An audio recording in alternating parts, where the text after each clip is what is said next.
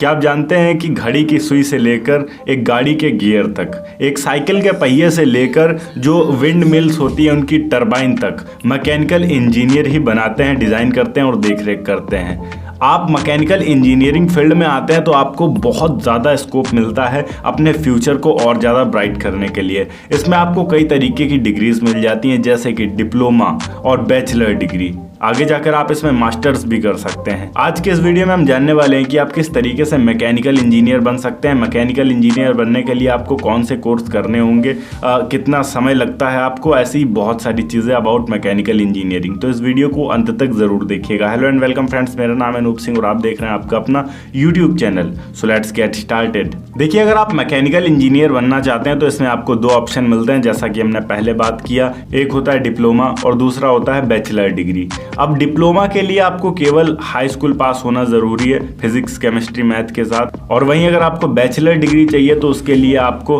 12th पास होना जरूरी है। उसके बाद आप कोर्स कर सकते हैं। 10वीं के बाद आप पॉलिटेक्निक ले सकते हैं। पॉलिटेक्निक में आप मैकेनिकल इंजीनियरिंग ट्रेड चूज करेंगे और उसके बाद आपको 3 सालों तक पढ़ाई करनी होगी, जिसके बाद आप डिप्लोमा प्राप्त कर पाएंगे मैकेनिकल इंजीनियरिंग में। वहीं अगर आप बैचलर्स डिग्री पाना चाहते हैं तो उसके लिए आपको 12th क्लास पास करनी पड़ेगी फिजिक्स केमिस्ट्री और मैथ से। देन उसके बाद आपको बीटेक या फिर बीई यानी कि बैचलर ऑफ इंजीनियरिंग या फिर बैचलर ऑफ टेक्नोलॉजी करना पड़ेगा, जिसके बाद आपको बीटेक यानी कि बैचलर ऑफ टेक्नोलॉजी, या फिर ऑप्शन है आपके पास आप बीई यानी कि बैचलर ऑफ इंजीनियरिंग कर सकते हैं, वो भी मैकेनिकल फील्ड से। अब कई बार लोग ये पूछते हैं कि सर चाहे हम एक पॉलिटेक्निक डिप्लोमा कर लें या फिर हम बैचलर्स डिग्री कर लें, बनना तो हमें मैकेनिकल इंजीनियर ही है, इसमें फ़र्क क्या है। देखिए, इसके दो पहलू हैं। पहली चीज़ तो आपको कुछ फ़ायदा होगा, दूसरी चीज़ आपको इसमें कुछ लॉस भी होगा। सबसे पहले हम फ़ायदे की बात करते हैं। आप कम समय के अंदर एक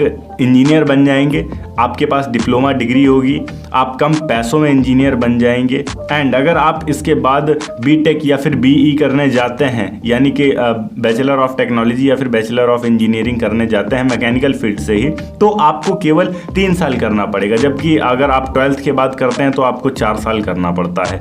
हालांकि यहाँ पर 1 साल अधिक आपका लग जाता है, पॉलिटेक्निक भी 3 साल का होता है, तो कुल मिला के बात वही हो जाती है। अब हम कुछ नुकसान की बात करते हैं। देखिए, आपके पास केवल एक पॉलिटेक्निक की डिप्लोमा डिग्री है। अब डिप्लोमा की बहुत ज़्यादा मान्यता नहीं होती, बहुत ज़्यादा वैल्यू नहीं होती, आप ये समझ कर रखिए। अगर आप 12th के बाद कोर्सेस को करना चाहते हैं, आगे ग्रेजुएशन करना चाहते हैं, तो आपको कुछ ही ऑप्शंस मिलेंगे जिसमें आप ग्रेजुएशन कर सकते हैं।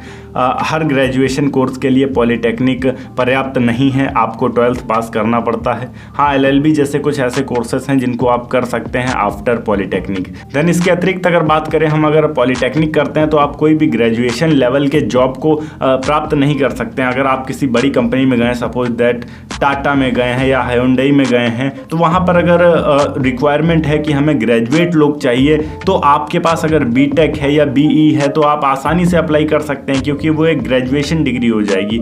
बट अगर आपके पास पॉलिटेक्निक है तो आप एलिजिबल नहीं होंगे। इसी के अलावा अगर आपके पास केवल पॉलिटेक्निक है तो आपकी सैलरी भी 20, 25, 30 या 35 तक सिमट के रह जाएगी मैक्सिमम। वहीं अगर आपके पास बीई या फिर बीटेक है तो आपके स्किल्स पर डिपेंड करता है, आप सैलरी 1 लाख रुपए तक भी पर मंथ का प्राप्त कर सकते हैं, क्योंकि उस हिसाब से आपकी पोस्ट भी इंक्रीज हो जाती है कंपनी के अंदर। अगर आप इंजीनियरिंग किसी बेस्ट गवर्नमेंट कॉलेज से करना चाहते हैं तो उसके लिए कुछ एंट्रेंस एग्जाम्स कंडक्ट कराए जाते हैं इंडिया में, जैसे कि JEE mains, West Bengal JEE, JEE advanced, KCET, OJEE, BITSAT, SRM, JEE, COMDK, MHT, CET, UPCET, इन एग्ज़ाम्स को क्रैक करके आपको बेस्ट से बेस्ट यूनिवर्सिटी मिल जाती है फॉर इंजीनियरिंग। सपोज दैट हमारा अगर सिलेक्शन हो भी गया तो कौन कौन सी वो कंपनियां हैं जिनमें हम काम कर सकते हैं इंडिया या इंडिया से बाहर। देखिए, सबसे पहले हम इंडिया की बात करें, टाटा मोटर्स, होंडा मोटर्स,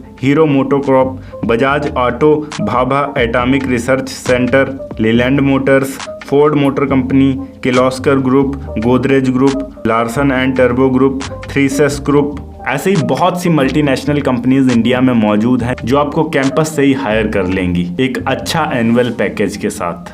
अगर हम फीस की बात करें कि अगर हम बीटेक करते हैं या फिर बीई करते हैं तो हमारा फीस कितना लगने वाला है, तो फीस डिपेंड करता है पूरी तरीके से कॉलेज के ऊपर कि कैसा कॉलेज आपको मिला है। आपको अगर प्राइवेट कॉलेज मिलता है तो 4 से 5 लाख रुपए तक आपकी आसानी से लग जाएंगे।